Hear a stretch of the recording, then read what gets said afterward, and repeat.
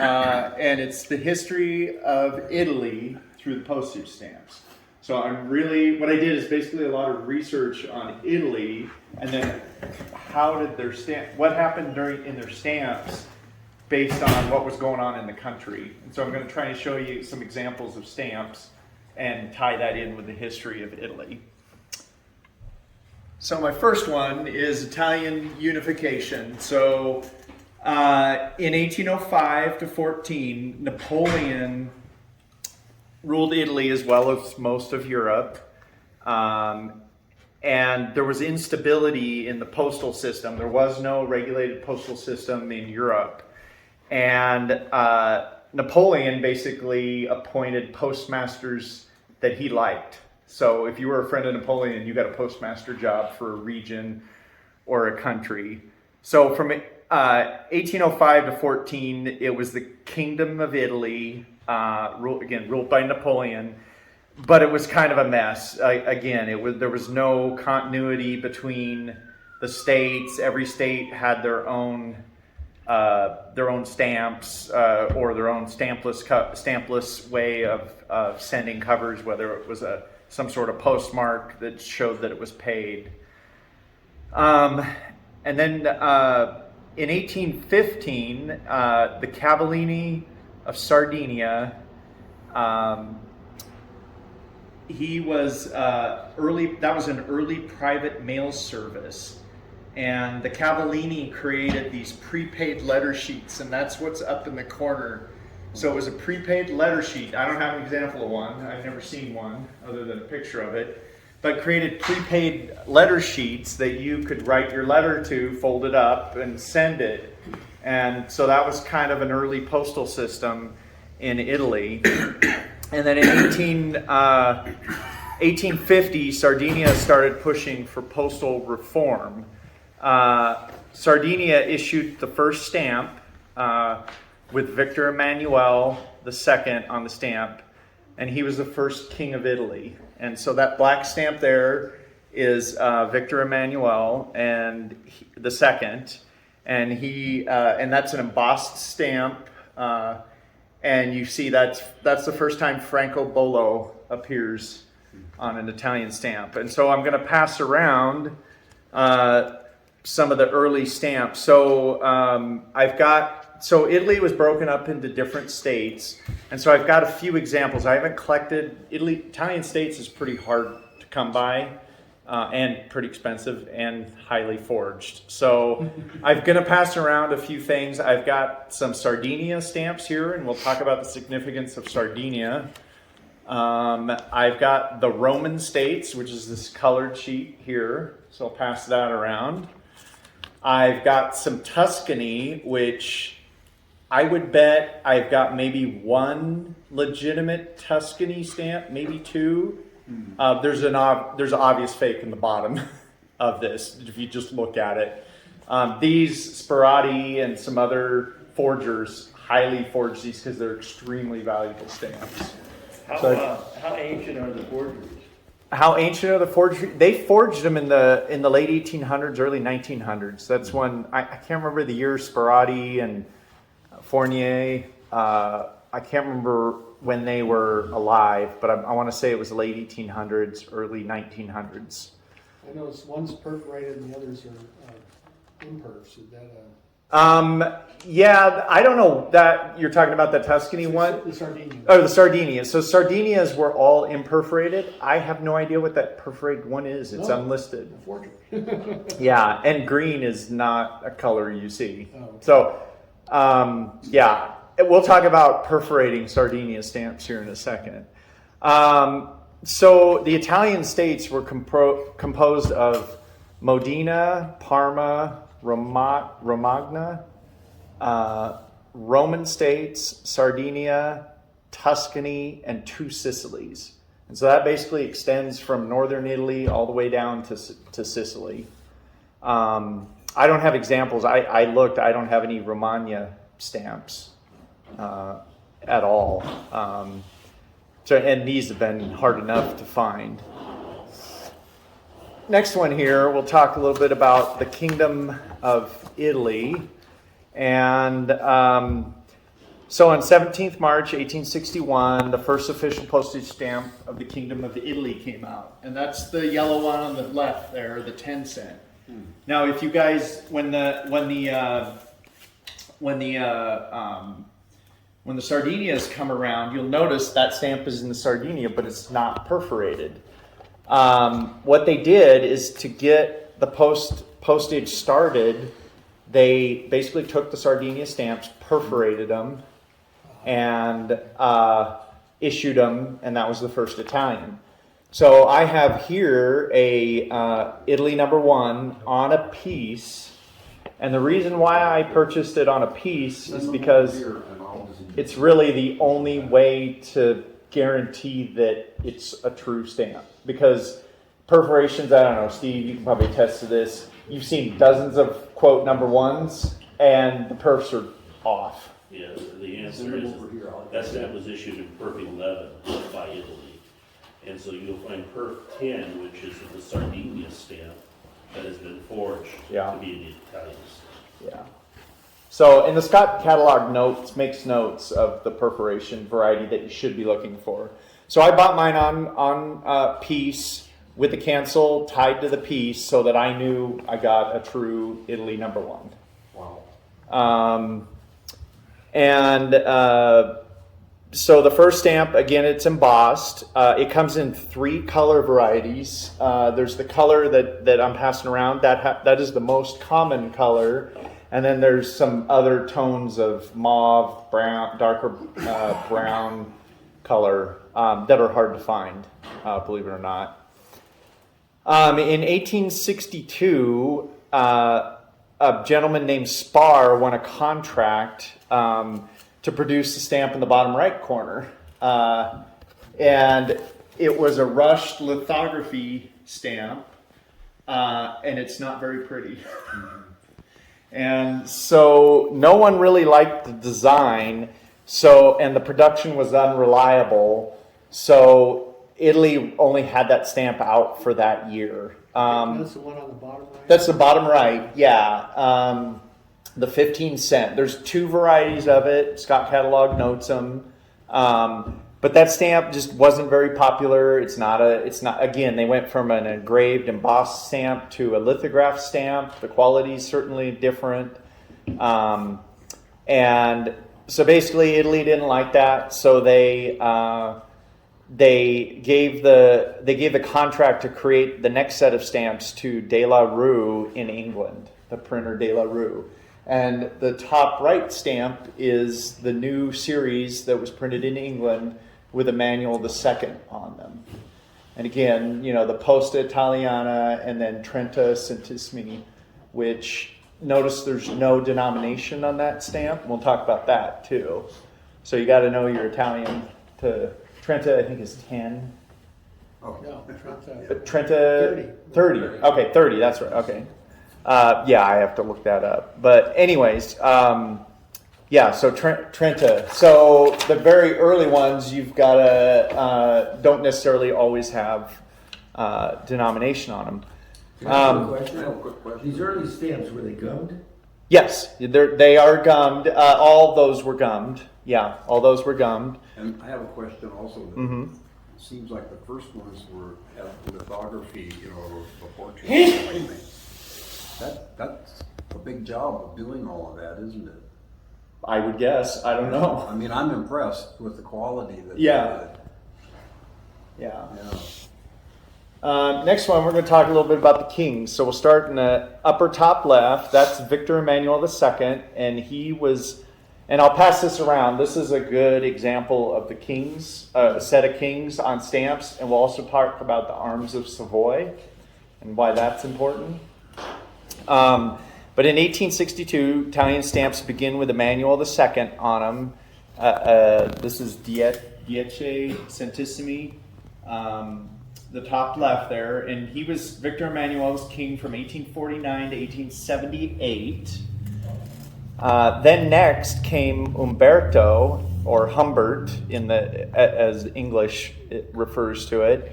And he was king from 1878 to 1900. the reason why the orange stamp, the Lira Due, was printed was King Emmanuel or Victor Emmanuel passed away, and Umberto succeeded his father. And of course, when you can't have your dad's face on stamps, so you have to put your face on stamps like any good dictator. And so they issued a new set of stamps. What's key about those stamps, the orange one, and that series from 1878 to 1900, it is the first set of stamps that was designed, engraved, and printed all by Italians. Wow. So it was the first one done in the country. And they're very proud of that. Then next, in the bottom right, is Victor Emmanuel III. And he was king from 1900 to 1946. So Victor Emmanuel III became king because Umberto was assassinated. And he would be king for the next 46 years until 1946. And he had a couple nicknames. He was also called by some Italians the Schiaboletta, which means the little saber, because he was 5 feet tall. He was a tiny little king. And then he was also called Il Re Soldato, which means the soldier king, because he led his country through both world wars. So that was a pretty big deal to have the same king through both world wars in Europe. So his reign in Italy was pretty significant. In 1946, Umberto II, who's on the bottom left there, and there's a reason why there's no stamp of him, he became king because Victor Emmanuel III stepped down. He abdicated the throne. Italy was in turmoil. They were coming out of the war. The Allies had occupied them. And he felt it was best to give up his reign and put somebody a little more progressive and younger in. Felt like he'd reigned long enough. And he thought maybe that would save the kingdom in Italy. And so Umberto became the king, but he was only on the throne for 34 days. So it wasn't enough time to make a stamp of him. Can I interject a question again? Sure. Mussolini was involved in all this. He was a prime Well, minister. Victor He Leonard never had the title of president or anything like that. He was the... Duce. Yeah, that's exactly right. Yeah. Il Duce, right? So I'm talking about the kings right now, the kings of Italy, the royal family. So but the king actually had still political power during Mussolini. In some affairs, he would. It's kind of like England, I guess. Maybe not exactly, but the king plays a certain role, and the prime minister plays a certain role in England. The king played a role in Italy, and the elected or the appointed president of the country played a role. And we'll talk about Mussolini in a little bit here. But anyways, so he was put in to try and keep the monarchy alive, but the Allies had convinced Emmanuel III to give up a lot of his powers, so the kingdom was falling, and they saw that coming. And there was a referendum in Italy, and basically it was to create a republic. We'll talk about that. And so the monarchy ended in 1946 with Umberto II. Turn the page here. We're going to jump over to fasces. So I had to learn about fasces doing Italy. And does anybody know what a fasces is? No. So believe it or not, there's a fasces on the back of a Mercury dime. There's also a fasces behind the where was it? Behind the podium in the U.S. House of Representatives. So what a fasces is it's that axe in the top upper left corner. It's a bundle of rods with a projecting axe blade carried by a lictor in ancient Rome as a symbol of a magistrate's power. That's the definition of a fasces. And so Italian stamps have a ton of fasces. You guys see the fasces all over. In the top right, in the blue one there, you can see the eagles holding it. And in this one here, there's the upside down fasces right there. There's fasces right there. This one's pretty interesting. There's a fasces in the bottom left corner. It's tiny. Does anybody see the fasces in that one? What's that? Where the post and the Italian. Up on top. Yes, it's this shadow right here. That is the fasces in the stamp. And you start looking at Italian stamps, and they're everywhere. So, Modern day, same thing? no, the fasces was eventually removed out of Italian stamps, and I'll explain that. So, the image basically, when it was designed, was representation of collective power, law, and governments. That's why we use it in the United States. And I mentioned it's on the mercury dime, on the back of a mercury dime, and behind the podium in the House of Representatives. But it was the origin of the name of the National Fascist Party. So the term fascism comes from the fasces. So, however, unlike the swastika, the fasces never became this hated symbol in the world. You know, everybody hates the swastika, but that didn't happen to the fasces. So the fasces survives today, you know, in modern times, where the swastika is kind of a symbol you just don't see. Well, does the fasces go back to Rome then? Yes, it does. Yeah. It goes back to ancient. Yeah, it was carried by, like I said, it was carried by a lictor in ancient Rome as a symbol of the magistrate's power. So that's the definition of it. So yeah. So it makes sense that Italy got fasces on their stamps. They were the center of the Roman Empire. So fasces, I'm going to pass around some other examples here. This is an Italian set of airmail stamps. And in the top section here, the fasces are pretty easy to find. But in the bottom section, only one of the stamps has a fasces on it. I want to see if you guys can figure out which one it is. Wow. A test. Yeah, a test. So fasces started to appear in 1923, and it was 1 year after the March on Rome and Mussolini becoming prime minister. So the March on Rome was when a group I'm trying to think of the right way to explain them. Basically, a group of people marched on Rome and wanted the country. They didn't like the monarchy, and they wanted a different representation in the country. And so Victor Emmanuel at that point appointed a new prime minister, and it was Mussolini. We all know how that turns out. But so on January 13th, 1936, Mussolini becomes prime minister, and then on January 13th, 1936, the dictator Benito Mussolini made an announcement to his country, and he inserted Italy's rightful claim to the territories controlled by the ancient Roman Empire. So he was on a path to create the Roman Empire again, and the announcement was leaked to the world, and of course most of his European and Mediterranean neighbors were outraged. So that was right, again, before the World War II. But he'd been in power quite a bit. And one of the things he influenced the fasces on the stamps. Mussolini was really good at the use of symbology. And so when you look through Italian stamps in that period, they're on almost every stamp. So that was one thing that he was creating, and that was him, collective power, becoming that dictator in Italy. That was one of his ploys to become that. In 1939,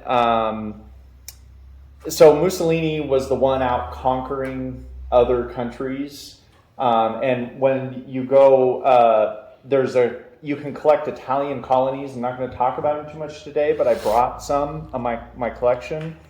And so Mussolini was out conquering all these other countries because he was trying to create the Roman Empire again. And in 1939, the empire consisted of a few islands in the Adriatic Sea, parts of Libya, Ethiopia, and Somalia, and some of the other areas in northern Africa. But, you know, it was pretty pitiful compared to what the Roman Empire was. So he wasn't exactly doing what he announced to the world in 36. You know, the Roman Empire endured for hundreds of years. It only 7 years after the declaration of the Italian Empire, Mussolini and the Italian Empire would no longer exist. So Mussolini's little reign of power trying to hold the world over just lasted 7 years.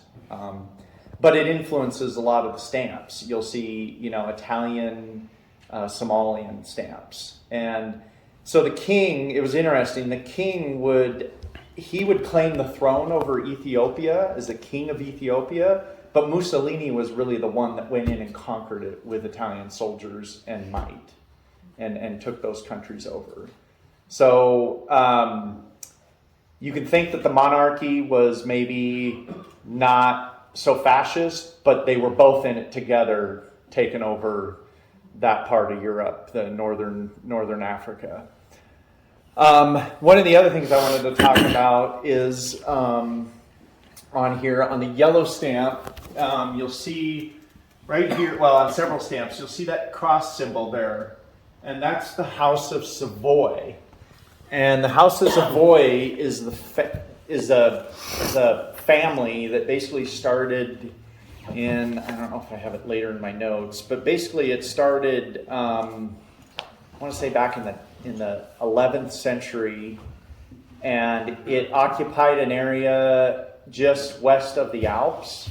And it was basically, they owned the property, the land between Italy and Southern Europe and Northern Europe.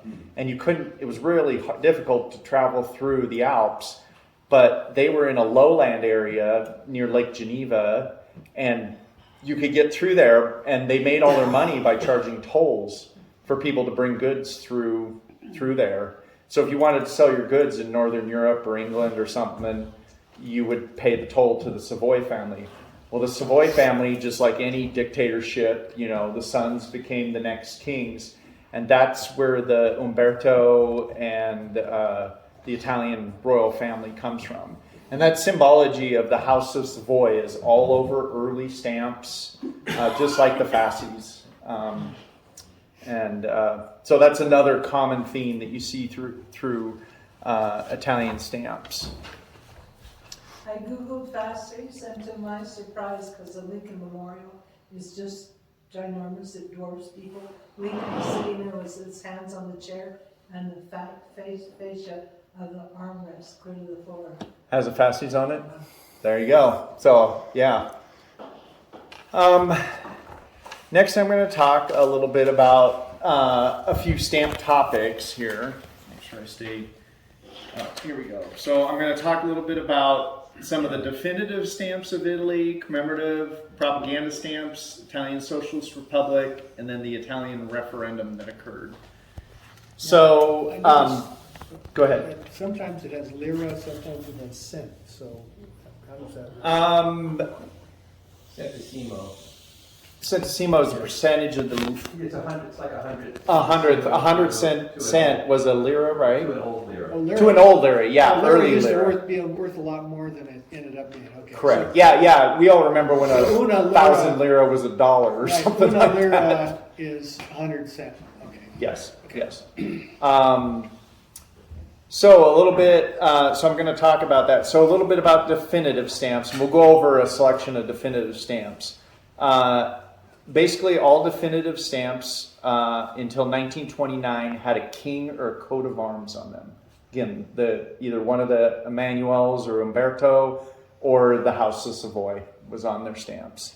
So the early stamps, and this is that green one, that 5 centesimi there on the top right, that's a really good image of the House of Savoy. And then the orange one in the back there, that 20 cent, that's one of the kings. Commemorative stamps. In 1910, the first commemorative stamp honoring the 50th anniversary of the Expedition of the Thousand. That's where a group of it was basically the Expedition of 1,000 was an event that took place in 1860, and a corps of volunteers led by Giuseppe Garibaldi sailed from Quarto near Genoa, which is up in northwestern Italy on the coast. Sailed from Genoa and landed in Marsala, Sicily, in order to conquer the Kingdom of Two Sicilies. So they're trying to unify Italy, but everybody's got their own faction and they want to hold on to their power. And so this expedition of 1,000 took place. Basically, it's about I think it's called that because about 1,000 soldiers went with Giuseppe down to Sicily to go conquer them via boat on ships. And again, we talked about, the houses of Savoy and stuff. The Sicily at the time was ruled by the House of Bourbon. So Right. another family again. But the first commemorative stamp was the 50th anniversary, and it was Garibaldi, and that's the gentleman in the 15 cent and the red stamp there. We talked a little bit about socialist republic, and we'll go over some specific stamps. But basically, the Italians occupied a bunch of other countries. That's one's Africa Orientale Italiana, and basically Italy just started issuing stamps in northern Africa and other places. And then northern Italy, they issued Italian Socialist Republic stamps, and we'll talk about that. And that was basically a Nazi puppet state in northern Italy. And then in June on the World War II then. Yeah. The Italian Socialist Republic starts in 1943 Right. and goes until 45, basically till the end of the war. And then in June 12th, 1946, a referendum in Italy chose to replace the monarchy. We talked about that.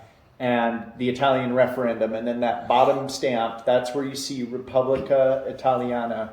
And that's the first time Repubblica Italiana appears on stamps, is after 1946. And the lira had already started, you have 200 Yeah, lira, they'd yeah. already started down. Already started down, yeah. So let's talk a little bit about definitive stamps. Here, I want to, okay, I'll have another handout here in a second. So on these definitive stamps, again, we talked about all stamps until 1929 had a king or coat of arms. So you can see, 5 of the 6 stamps up there are coats, are kings, basically. Some were overprinted, like that 50 cent there and that purple one and 50 cent. And that was done, there's a whole series of Italian stamps that were overprinted, and that was done due to a lack of denominations, not necessarily a change in postal rates. So the postal rates didn't necessarily change, but they were running out of stamps. And so they would take old stocks and overprint them to create the denominations they needed. On the right, there's a definitive with an advertising label. Those are some of the hardest and most expensive early Italian stamps to collect. I think I have 3 of them out of, 18 or something like that. What year is that? That is 1924. There were 19 of them total. A couple were not issued. I've seen them for sale before, and they go for big money. So it was intended, if you look at the stamp, there's no perforations between the label and the upper stamp. And it was intended that the labels should be separated, but it didn't get printed that way. And so the stamps were only valid internally in the country. and because the UPU at the time banned the use of advertisement of stamps for overseas mail. So if you were sending something out of the country, it was a violation of the UPU to have advertising on a stamp. So So you know how New Zealand got around that? no, I don't. They printed it on the back of the stamp. Back of the stamp, and I've seen stamps with stuff on the back. Absolutely. So, does Scott's list that? Yes, they do. It does. It does list those. It should be in 1924. Those should be in there. They are definitive advertising label with no perforations in between. What's So that advertising? that one, some of them. Special house. It was. I think it was whoever. From what I recall, it was whatever they could. It was to generate some revenue, and it was alcohol. It was Singer is on there. I believe that's the sewing machine company or early sewing machine company. There's quite a few of them. Unfortunately, I don't know which one that Bianchera is the Casa Especial de Bianchera. I'm not sure which one that is up there. But because they couldn't be used overseas, they were not very popular, and the contract was terminated in late 25. So basically, for 1 year, those stamps existed. Hence, and they weren't used very often. So Do they're you see them separated or do they come? no, they're always together. I've never seen one with perforation. Or I thought maybe somebody cut it off and you see a no perf on the bottom or something. Yeah. No, I think you'd ruin a pretty valuable stamp if you did that. If you took scissors to Well, I it. don't think this would have happened back in 24. Oh yeah, absolutely. It's pretty interesting to note that the United States companies were buying into Italian advertisement for stamps in this period because it was also Columbia Records. Oh, that's right. Yeah, it was Columbia. That was one. Yes, Singer. I'm trying to remember Singer sewing machines, and I can't remember what Campari. That's Italian. That's Italian company. Yeah, Yeah, there's the Cherries. and there's some sort of cherry. Packaging company. Yeah, I can't remember what they all are, but you can look them up on eBay or on the internet, and you can probably find a picture of every single one of them if you're interested in them. And that other, the green is Julius Caesar. Yeah, and then occasionally, so not always do you end up with definitives with a king on them, but you also end up with some of the historical figures that they want. So that one has Caesar on it, but notice they still put the fasces in the bottom right and left corner there. And that's important to note because later in Italian stamp, the fasces get removed and the exact same stamp is issued. So you need to collect it both. If you want to collect Italy, you collect it both ways. And so at first it took Steve and I a little while to catch on to what we were looking at. Like, what do they mean? Yeah. And then some of them are hard to find without the fasces. You'll find them all day long with, but hardly without. Let's talk a little bit about commemorative stamps. I'm going to pass out the sheet, and we talked a little bit earlier about Garibaldi, and I've got the set of the 50th anniversary of the War of Thousands, and on here it's the second row down. They're green, red, red, green down there, and there's just also some other interesting commemorative stamps on there. So the top left one there is Alessandro Manzoni. It's a set of 6, and he was a poet and a novelist from 1785 to 1873. And he's most famous for his novel, The Betrothed.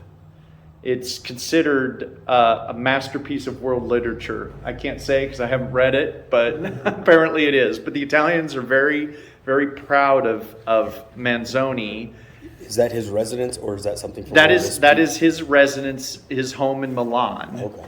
That's a picture of his home in Milan. The series is the first 4 stamps of that series are images from his novel, so scenes depicting that are depicted in his novel. That one is his residence, and then there's a picture later of the 5 lira, which is the high denomination, and that is a picture of him. And the street that we had our hotel on, one of the major boulevards, is Manzoni. Yeah. Like I said, he's very, very revered in Italy. Let's see. We've got the bottom left one there, the 1226 to 1926. That's was issued in January 30th, 1926, to commemorate the 700th anniversary of the death of Saint Francis of Assisi. So a lot of the times you'll also see, some religious type commemorative stamps in Italy. There's quite a few of them. The purple one in the top center, black purple, that's Alessandro Volta, and he lived from 1745 to 1827, and he was an Italian physicist from Como, and he's known for his 19th century invention, the electrochemical cell or battery. He invented the battery, and it's where we get the name volt from, or voltage, from Volta. He was also the discoverer of methane. He discovered methane, which is really, I didn't know. So that's pretty interesting. It's kind of obvious with Volta on there. You're kind of, volts, wonder if that has something to do with it. But yeah, so that's kind of an interesting commemorative stamp. And then the next one over, the red one with the young person on it, that was issued in 1932 in October, and that was to celebrate the 10th anniversary of the fascist government and the March on Rome. So remember, Mussolini was there for the March on Rome. He becomes prime minister the year after, and then they issue this at the 10th anniversary. And this is a portrait of a fascist youth, and it's kind of interesting. In 1932, commemorative stamps were only issued for 3 events in all of 1932, but they were such large sets. There's 56 stamps for those 3 issues. And I think that one itself has 15 in it or something like that. So I have them all. You guys will be able to look at my collection. You can page through it, but I have that entire set and all the sets from the 30s. And then the last one, or second to last one on the bottom there, the soccer one. That was the second World Soccer Championship, also known as the 1934 FIFA World Cup or FIFA World Cup. And it was held in Italy from the 27th of May through the June 10th. And the games were played all over the country in Turin, Milan, Trieste, Genoa, Bologna, Florence, Rome, and Naples. So they had soccer games all over the country, but basically it was a second FIFA World Cup. And Italians, they're nuts for soccer. Absolutely crazy. And in the 80s, and I think even today, they dominated soccer. They won the World Cup all the time, them in Brazil. Well, of course, they call it football. Football, yeah, correct. But when we were there, one of the Italian teams won, and they played from noon to 5 p.m. or something, and then they all came out of the stadium with flags and noisemakers, and they were out on the streets until midnight. Oh yeah. Yelling and screaming. Yeah, soccer's a huge thing. Absolutely huge. So that's an issue that there's an issue of 5 that they issued in for the World Cup there, and they issue plenty of others throughout the years in Italy for commemorative stamps. I still think it's funny though. There's the fasces there on the bottom right, on the right hand side. So they even put them on soccer commemorative stamps. So, And did anybody find the fasces on that airmail? You did? Yeah. Where is it? They're down on the horizontal airmails, they're down on the either side of the cross of Savoy. Yeah, and there's a shadow of the 25, the red one, the 25 with the airplane. The shadow on the ground is a fasces. I didn't know that. Yeah. So I've got the impression from looking at covers that these commemoratives weren't necessarily used all that much. Correct. So Stamps in general, especially that time, and I'll talk about that too when I talk about stamps I had to seek out, because I'm going to talk about the challenges of collecting Italy a little bit. Those stamps, there were a lot of favor cancels that were put on stamps, but especially higher denomination stamps, it's very rare to find them postally used. And I'll show you a picture of because typically what will happen in 1934 when they issued those huge sets, they go way up to 5 lira, or they turn into semi-postals. The top 3 issues are kind of a semi-postal stamp. You're paying a premium. People didn't use those very much. They were pretty expensive. So you'll find a mint. So unfortunately, when you collect it, you can do one of two things. You can either get the entire set mint, or you can get it used, and then your last 3 are probably going to be mint.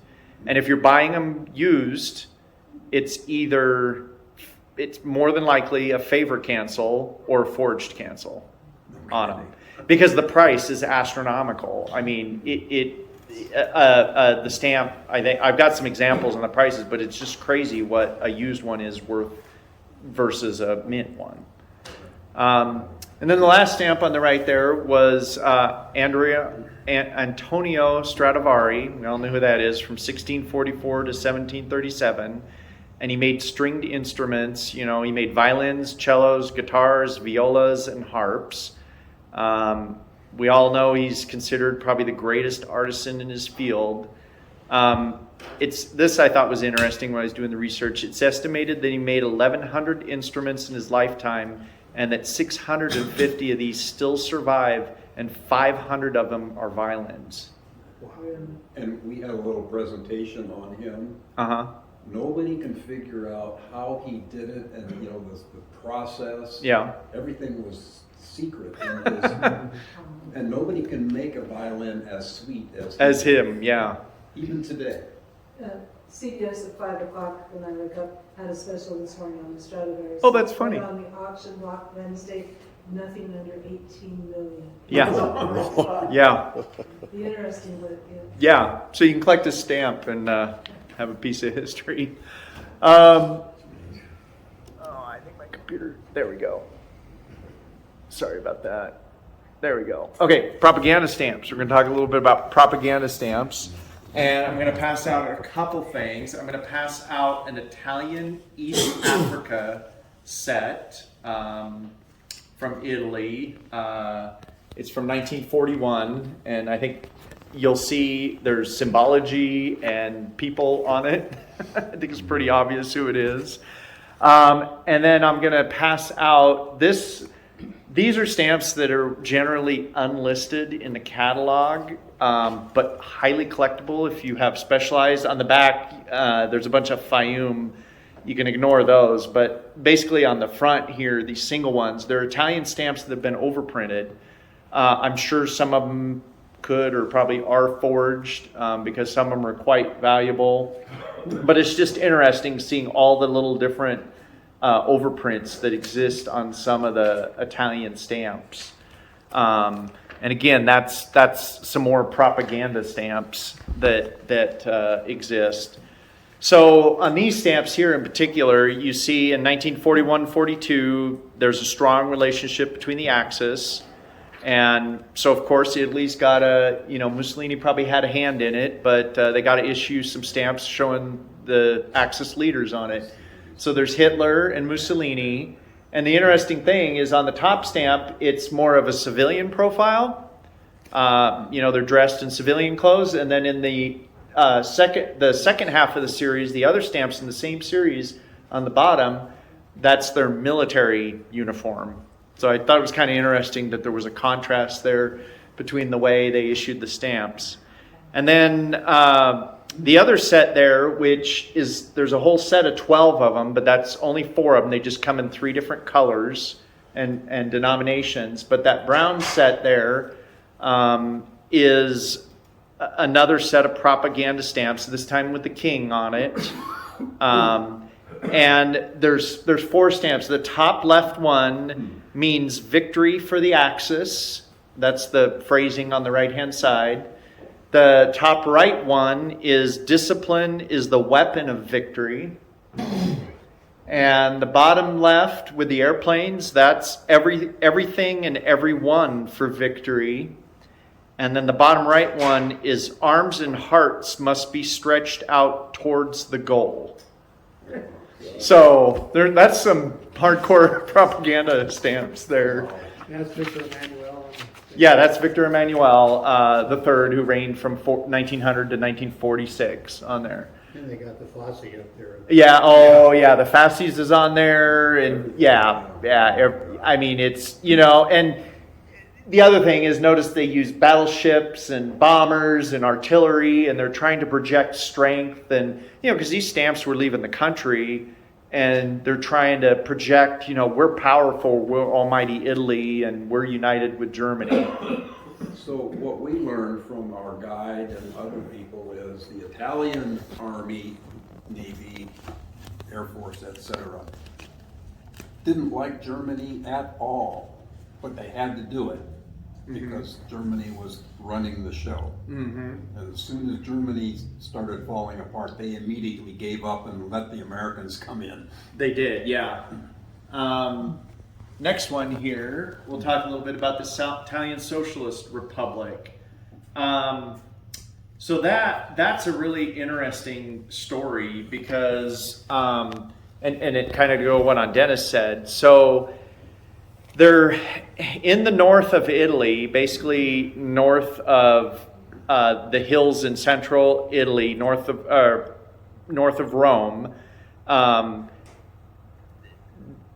The king saw that Italy, you know, was going to get invaded or was being invaded, and, you know, was trying to decide, did he really want to stay in alliance? Do they really want to stay in alliance with Germany or not? So what they did is, what happened in Italy was the Allies came in from the south, and almost immediately or right before that happened, the Victor Emmanuel ceased ties with Germany and basically arrested Mussolini and stuck him in the mountains. I'm trying to remember the name of the city. Stuck him in the mountains in central Italy. There's a ski resort there now, and had him under guard. And what happened is the Germans came in like within a couple days. The paratroopers came in and paratrooped in there, took Mussolini to the north to be to be closer to Germany, because Hitler. I didn't say taking him out, like killing him. Yeah, to get him out of the country because he was under arrest. And so basically they got him out of jail, so to speak, and took him to northern Italy. And southern Italy immediately just became part of the Axis and just let the Allies, and basically from Sicily up, just let the Allies run up to near Rome. And so very short period of time, Italy became completely divided between the Axis and the Allies. And so Mussolini still retained some power for a few years up north till the end of the war. And Germany was really funding everything that was going on up there. You know, northern Italy is very different than southern Italy. All the monetary wealth was there. A lot of the business of Italy was there. A lot of the valuable commodities in Italy existed up north.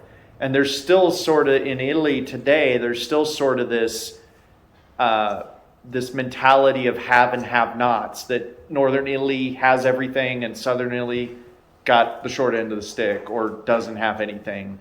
And you see more affluence up north. You see heavy manufacturing up north. Heavy manufacturing. Milan. Yeah. Right. The other thing you see in northern Italy is it's cleaner in northern Italy than it is in southern Italy. The further south in Italy you go, the dirtier it gets, which is kind of interesting. So on the stamps there, again, they took Italian stamps and overprinted them with fasces in red. Then there was a GNR overprint, and They were found on the 1929 to 1942 definitive airmail, special delivery, and war propaganda stamps of Italy. So that last war propaganda stamp set I showed you, and then airmail, special delivery, and definitive, they overprinted GNR, and it stands for Guardia Nazionale Repubblicana, which is National Republican Guard. That's basically the Mussolini's army. That's what became Mussolini's army, and it was the military arm of the fascist party, and they were created on the 8th of December 1943. So the GNR overprint appears after late 1943. And then they also issued some stamps. They actually printed their own stamps. Again, funded more than likely by Germany or with the approval of Germany. Because really, Mussolini was a figurehead. Germany had all the power. He was telling Mussolini what to do in northern Italy. And so they issued some of those Repubblica Sociale Italiana stamps, and there's a whole section in the catalog for just Socialist Italy stamps from that period. And then basically in 1946, we talked a little bit about the Republic of Italy appeared, which is where you see Repubblica Italiana first show up, and Posta Italiana shows up, and those are all stamps after 1946.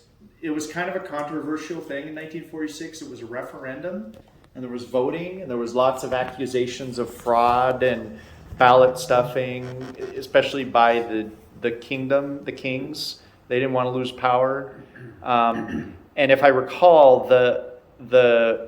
it was a pretty slim majority. It was like 54% or something voted for the Republic. So there's questions of whether what happened. But what was behind it all was the Allies, because they wanted to see a republic in Italy. They figured the kings and the monarchs were part of the problems that Italy had over the last 50 plus years. And so, that's why they took a lot of the power, or had talked the king into giving up a lot of his power, because was their ultimate goal, was to have a referendum and have it run by the people. And so that's when a president was first installed in Italy. What they've had like 100 and so on governments or something. The Italians can't keep a government. So. Yeah. So let's see. Now, here you go, here's your diagram. Yeah. So what I'm going to hand out here is I'm going to hand a stack out to you guys while we go over the next stamps. What I did is I took, first I'll hand out this one, and then we'll go into the other ones. This one I'm going to hand out. We're going to go, I threw this in, just not that you should read it, but it just shows how complicated Italy's becoming a republic was. I mean, there's all these there's fascist Italy, there's Austrian occupation, there's Trieste, which is in northeastern Italy, there's Sicily and the AMG occupation, there's different zones of Trieste and some of it went to Yugoslavia, there's the Vatican City was created during the time. I thought this was interesting. To note on there, the S is, for each S next to the box, that means a stamp was issued by that entity. So the stamps exist. And the B is, the person who put this up there had a B in there, they issued banknotes. So there's money from those entities. So if you look down on the bottom right, here in the free territory of Trieste, there was stamps and banknotes. But for Italy AMG occupation in 47, there was only banknotes. But in 43, there were stamps in Sicily. So it's really interesting. Again, I just threw that in there just to show you, to give you guys a sense of how complicated Italy's history was. The other thing I stumbled across when I was researching was a little bit about the Universal Postal Union. And so there were a couple things that happened in the UPU. There was, in 1875, the UPU, Italy joined the UPU and therefore agreed to adhere by the standards. In 1874, the idea of putting a UPU together came into effect. The UPU is located, for those you don't know, in Bern, Switzerland. It's one of the oldest international organizations in the world. And it started, again, like I said, with 22 members, and today it has 192 members. And what it does is it does what those bullets are up there. It creates a uniform flat rate anywhere in the world for stamps, or for postage, or at the time it did. It mandated equal treatment to foreign and domestic mail. So if you receive, as let's say the United States receives foreign mail, the United States didn't get any revenue from that stamp because they didn't sell the stamp. But once it comes into the country, they agree that they're going to continue to process that piece of mail till it gets to its destination. And then it also said that countries keep revenue from international mail. So again, there's no splitting of the revenue. The more mail you have leaving your country, the more revenue you get from postage. And then also, it also dictated, we talked about this earlier in Italian stamps, it dictated that stamps must have numerals. So that one's gone now, because we have the forever stamps. We do, yeah. So that may have changed. Yeah, they're valid in there. At one point, was there not an attempt to have some nominal name of the country also to be on the stamp? Yeah, it did. With Aside from Great Britain. Great Britain, yes. And when that came into effect, yeah, Great Britain, because they issued the first postage stamp, was allowed to put just a symbology on there, the Queen said. And everyone else has to put their name on, the country's name on the stamp, yeah. Correct. So at the end here, I'm going to hand some stuff out, but I'm going to talk a little bit about like some of the challenges I had, and a little bit, and some of the back of the book stamps. So we'll start out with Italian airmail, and I'm going to hand out this sheet of Italian airmail from the 30s, and we'll talk about some of those stamps on there. So Italy is known. Italy is known for having the first airmail stamps issued by any country, and that is the overprinted red one and purple one there on the top in the center there, and you can see where the flights were. It was the Torino to Rome. And then the second one was Naples to Palermo to Naples, back to Naples. Do you know why they were first? No, I don't. But at the time, what was going on there were a lot of conventions at the UPU and in Switzerland over airmail, and they were trying to figure out how to deal with airmail because aviation was becoming such a big deal, and now all of a sudden letters could get transported so much faster. And so countries were experimenting with it. Well, Italy just happened to be one of the first countries to do these experimental airmail. And so in the world of philately, those are considered the first airmail stamps ever created in the world. What? We had ours from 1914 or something. What's the... No, I don't think so. No, Ours came out in the 20s, didn't they? first airmail US was, was it 1918? Yeah, somewhere in there, yeah. What's the date on those stamps? This is, 17. 17. Oh, 17. 17. okay, maybe that's why. And they're very affordable. They are.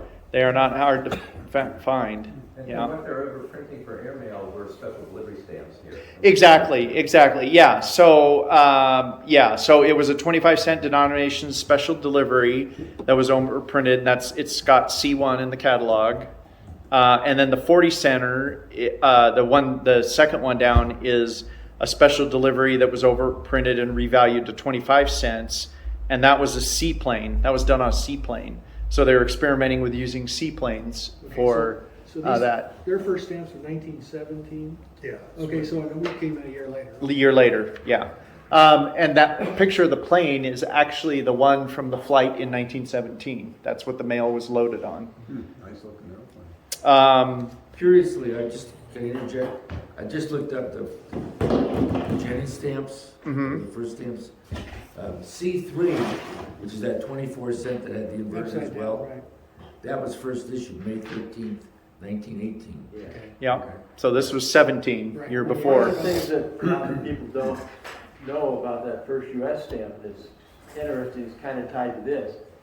The 24-cent rate included delivery by special delivery. Correct. So it was an airmail special delivery stamp, even though it didn't say it. Okay. And then later, that blue one on the right, that's what Italian airmail stamps became after those experimental. They're not overprinted anymore. And then at the very bottom, and I'm not going to go into all the history on the Balbo flight, but that's a triptych stamp, which is Greek for three. And it's basically borrowed from the art world, that terminology. And it's a set of three panels hinged together, so three stamps connected.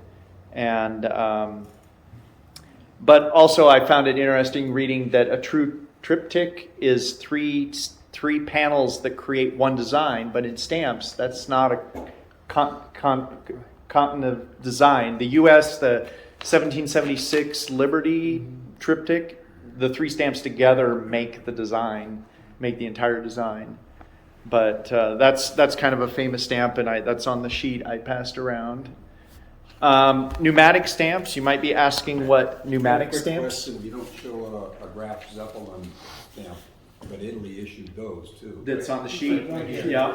Yeah. But I mean, you can see. Oh yeah. How many airmail stamps do I pick to show? No, but walking down through Milan and a couple other cities, I found stamp stores. Mhm. In the So window of the stamp store were covers from the Zeppelins. Oh, I'm sure. And they want anywhere from 600 up to like 1,200 lira for those covers. So, I mean, euros. Euros, yeah. Euros. Oh yeah. 600 euros, which is more than $600. Yeah. They were really nice looking though, and if you would wanted one, I could have got one. Pneumatic stamps. So there are pneumatic stamps in Italy. This is another back of the book. And you're like, what is a pneumatic stamp? So it's interesting. In Rome, Milan, and Turin, several of the post offices were linked with a pneumatic tube system, believe it or not. And it allowed for rapid movement of mail around the cities. So you would put a pneumatic stamp on there, and it was a higher supplementary fee, but you could get your letter across town probably a whole lot faster than if you sent it regular mail. And then, so in 1913 through 24, the first series, which is the top blue one, came out. And then in 24 to 27, they overprinted the old stock with the new denominations. And then after printing moved to Rome, the change from typography to photograver was made, and the new design came out in the bottom with Galileo on it. And so those exist in the back. And note that in the pneumatics, there are no pneumatics with Arms of Savoy. There's no fasces on them or anything like that. Actually, I should say there's Savoy, but there's no fasces on them anymore.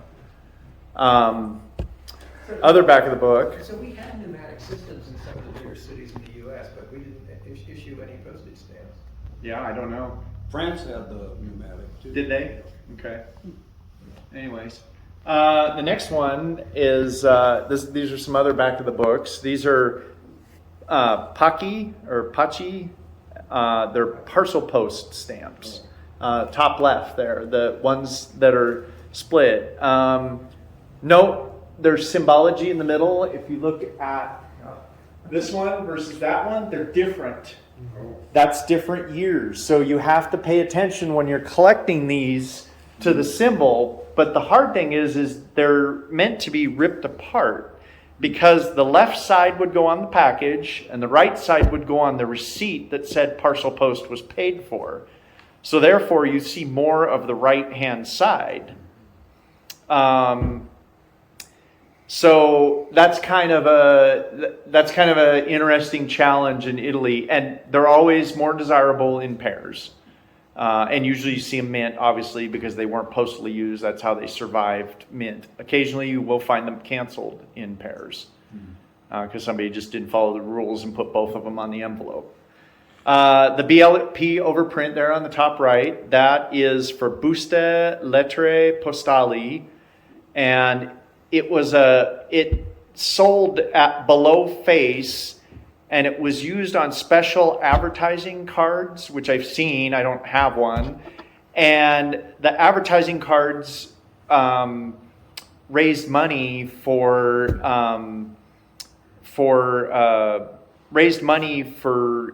veterans of the war or of wars, and helped other people. But anyways, so there's this BLP series. They're listed in semi-postal. They're actually considered semi-postal because they that's just where they list them. But one thing to note about the BLP stamps is they're highly forged. For example, that stamp right there, that blue one, is a $725 stamp catalog. And I don't own any, but I have no idea if that forgery is correct or not. I guess the point is if you're going to get into those, it might be a good idea to buy certified stamps, or at least ones that you have pretty good knowledge are correct. The Segnatate or Segnatase stamps on the bottom left, those are postage due stamps. So those you'll see in the catalog as postage due. And then the bottom right one, the yellow buff colored one, that's the only newspaper stamp issued by Italy. They only issued one. There's some that look very similar, and those are in one of the states. What's the design in the center that's embossed? It's two. It's the number Oh, two. just the number Cent two. due Kinda for looks like- 2 cents. Okay. Yeah, 2 cents was the rate at the time. What year was that issued? I'd have to look in my book, but very early, late 1800s. Very early.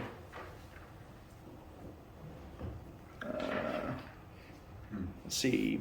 1862. 62. Okay, next I'm going to talk a little bit about difficult stamps to collect. And these are just I'm going to go into my experiences collecting stamps, and I'm going to pass these around. These, I just want to give you an idea as we're going through the difficult stamps. What I put together here on the last few pages are Italian stamps, like by decade. There's some from the 30s. We talked a lot about the 40s, so that was all the Hitler, Mussolini stuff. I didn't include that because I already sent it around. I have stamps from the 50s, 60s, 70s, 80s, 90s, and then a souvenir sheet from 2002. And it's just to give you guys an idea of what Italian stamps look like instead of going through my entire collection. And I just think they're interesting and they're pretty. And sometimes, the 70s are ugly, like a lot of countries. But just to give you guys an idea. So a little bit about difficult stamps. Talked about the 50s there. So in the 1950s, as Italy was getting back on its feet, these stamps can be really difficult to find. They're from the period from about 48 to 53. They're not particularly expensive, but they can be a bugger. They're usually, you almost never find them complete in a collection. You won't find a collection with all of them. And for me to get them all, I had to search out singles, a lot of singles, and you're going to pay closer to catalog for them or 50% or above. And the catalog price ranges from just a few dollars to $100 is the most expensive one. There's a 125 lira one early on that's $100 catalog. But $3 to $5 range is very common for the stamp. If you look at the sets, the set down here in the bottom, this set here, they get a lot of the purple and blue, and usually the higher, the blue one, the higher denomination is always the more valuable one. I think it's just a few dollars for the one on the left, and the one on the right is like a $50 plus stamp. But that single page right there, that catalog's at $155. So is this part of the era in which false cancellations? No, the false cancellations tend to disappear here. The favor stuff is during the war in the 30s and 40s, and by the 50s that kind of disappears after Italy becomes a republic. So that's a period that can be kind of hard to collect in Italy. Are the canceled stamps more often higher catalog value than the mint? Usually they are, but not always. But yeah, usually they are. This is a set of official stamps. It's the only set of officials issued by Italy, Scott 01 through 08. And for me, the 10 lira was the hardest one to find. So unfortunately, I ended up with the thing all canceled except for the 10 lira. I didn't even have the 10 lira. And often I competed with several bidders for that 10 lira stamp. But I just personally, I chose to collect the entire set canceled rather than mint because that's how I had the majority of it. I eventually got it. And this set here catalogs at $177 mint and $480 used. So you're not going to pay $480 for it. I'll tell you that. It's like everything else in the Scott catalog. You're paying a percentage of the catalog, but there's a good example of a difference between a used and a mint.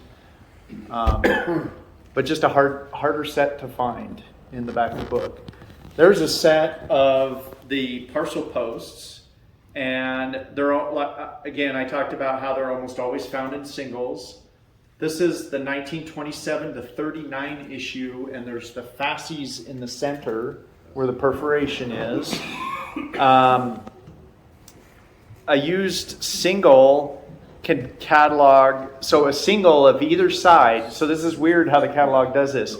Doesn't matter really the denomination, but a used single from any denomination is only roughly 40 cents in the catalog.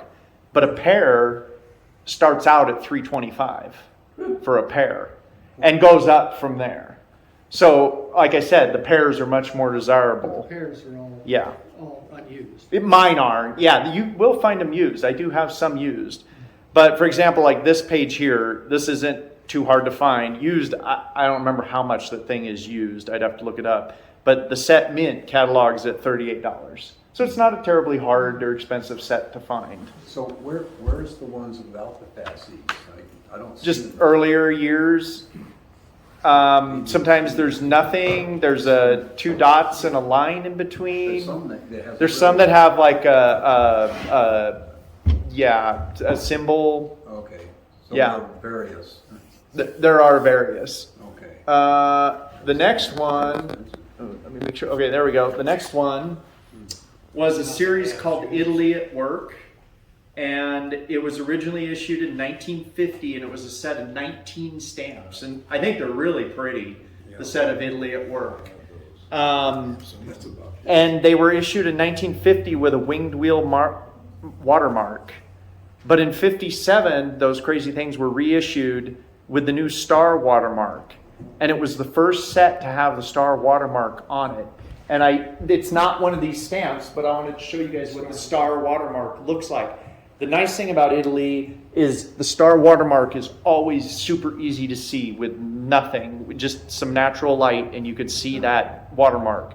If it doesn't have that watermark on it, it's got the winged wheel watermark on it. Did they reissue the entire set? No, they only issued those stamps, those 7 stamps. So as an example, for me, the 65 cent, Steve can attest to this, I looked for this thing forever and finally had to pony up the money to buy it. I would dig through every blue stamp I had and flip them over. I asked Steve, I dug through all his stamps, couldn't find it, the 65 lira. The first 6 are 25 cents each used. So they're minimum Scott catalog. The 65 lira at the end, that green one, is a $35 stamp. Don't ask me why, but it was impossible to find. It was a pain in the neck. This one here, this was another challenging stamp to find, and this goes back to the very early 1800s, the stamps with the king on them. This is a number 72, 5 lira from 1891 to 96, and it can be hard to find, especially with a legitimate cancel. I believe mine's got a legitimate cancel on there, just looking at it. And having seen a lot of favorite cancels are just usually a quarter, a corner or a quarter of a cancel. That one's a sock on the nose, pretty much. The perforations aren't perfect, but that's pretty common with some of the stamps. And another very common thing is the centering is often off on a lot of the early stamps. They just weren't, the Italians had started printing these, and they just didn't do a very good job of managing the centering. So you can expect to pay more for a well-centered stamp, and then the perforations, the cleaner they are, obviously the better they are, but you can see on the bottom left, the perfs are nibbed there. This stamp catalogs at $85 mint and $230 used. And there's a few denominations in that kind of era that there's a significant price difference in a mint versus used. There's the series right before this, I think the stamp is just 100 and some mint, and it's over $1,000 used catalog. So I already passed this around. We talked about this. This was a difficult stamp for me to find because of the 3 shades.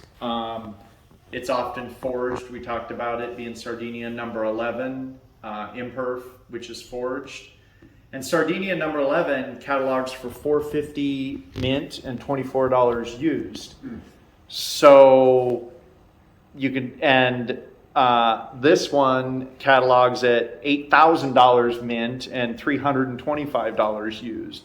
So you can imagine why somebody would take a $4 stamp and try and turn it into an $8,000 stamp. So Wait a second. The mint was. The mint Sardinia is $4.50. The mint Italy number 1, perfed correctly, is $8,000. Why would somebody cancel it? Well, they may have had a canceled Sardinia and tried to perf it and make it look like a canceled Italy. Yeah. Yeah, you're probably less likely to get a counterfeit canceled stamp, but a mint stamp, certainly, you better make sure that thing's certified. I ended up, to get mine on piece, I ended up buying mine from Europe. I bought it actually from Italy. It took a little bit of a risk because the postage could not always be great coming out of Italy. But I think I got it out of northern Italy and got it. Took about a month to get over here, but I got it. I was pretty happy. This one, Steve, you can attest to this crazy stamp. So this one, I almost think of this as an error stamp. This is a silly Scott 460, and it was surcharged in 1945, and I couldn't determine why, but I assume it was done, the surcharge was done with extra stock of Scott 224, which was a 175 lira, and it was revalued to 250. But you can see they have the fasces on them. They've been overprinted, but you can see the one on the left has 7 bars on the left and the right, and the one on the right has 6 bars on the left and 7 bars on the right. Yeah. That's the difference between the two. Got this one out of Hungary. I think we found it. Isn't that the one where I ended up with 2 of them or 3 of them? No, I saw it. I sent it to you. You said I already bought it. You bought it right away. The whole page. We bought an entire page of stamps just to get that stamp. So, but I can't find. Yeah, I haven't seen it since. I see it in collections, and it's always 7 bars on the left. And so I have no idea. I haven't read any of the Italian literature on that stamp. But the funny thing is the 7-bar version is 25 cents and the 6-bar version is only $2.50 catalog. And it's the hardest dang stamp to find. So it is listed in stuff? It is listed in Scott as it's a 460A. It's a sub number. Where are the bars? The bars that cover the old denomination. These bars. Okay. 1, 2, 3, Okay, I can't 4, really see 5, them. 6. Okay, I can't really see them. Yeah, that's okay. But there's 6 on that. So that's what I'm talking about with the bars. So even where it's lowered, well, actually, there's a height difference, obviously. The height Never mind. difference. Yeah, there's a height difference. It's pretty easy to see. So you are there had stamps them with as 6 a- bars on both you have to look sides? at the Italian catalog? I don't think it's listed in I have a General Sasson catalog. It's not listed in there. I think it's in a Specialized, and I don't have a copy of a Specialized. I didn't do a lot of homework on that stamp.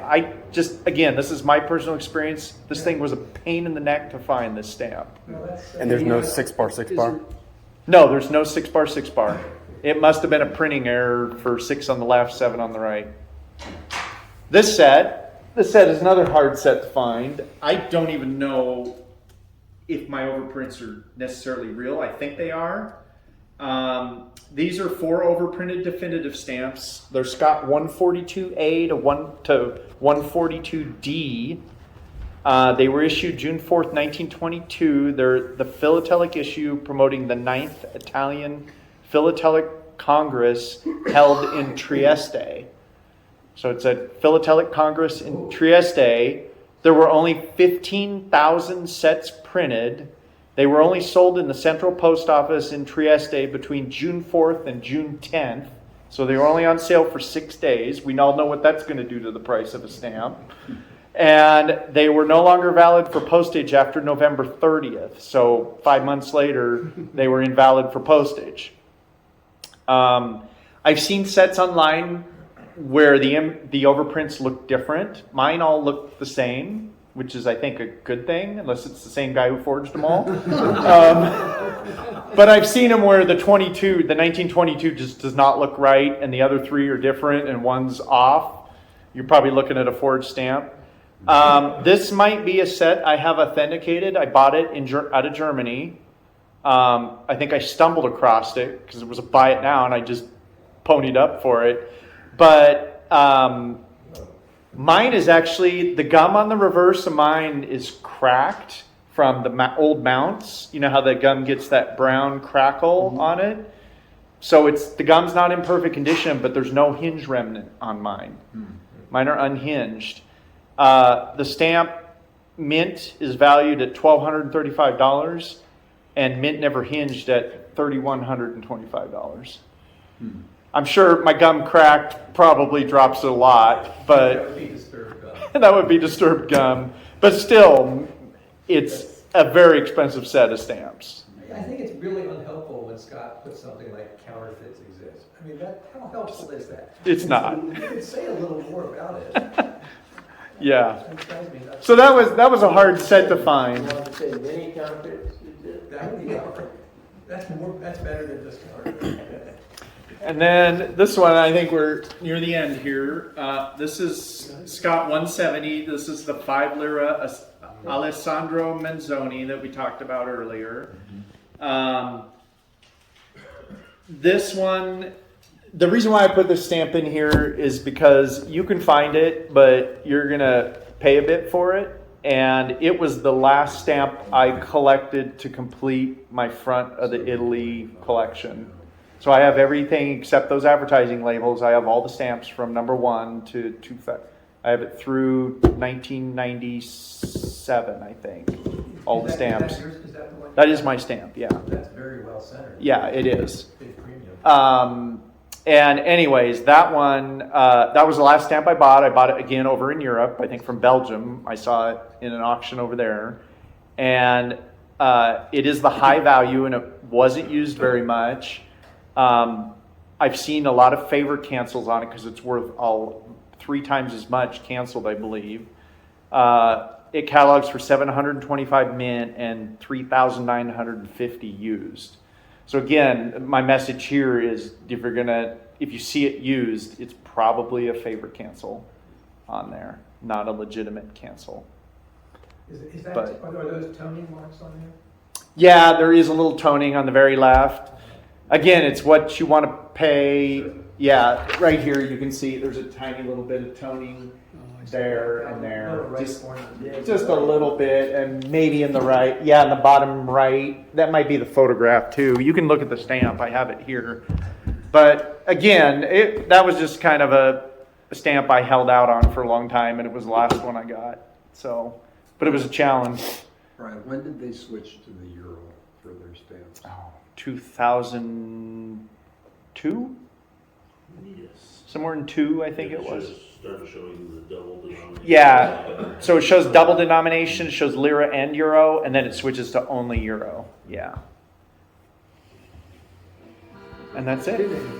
Nice. So, sorry that took a lot longer than I thought.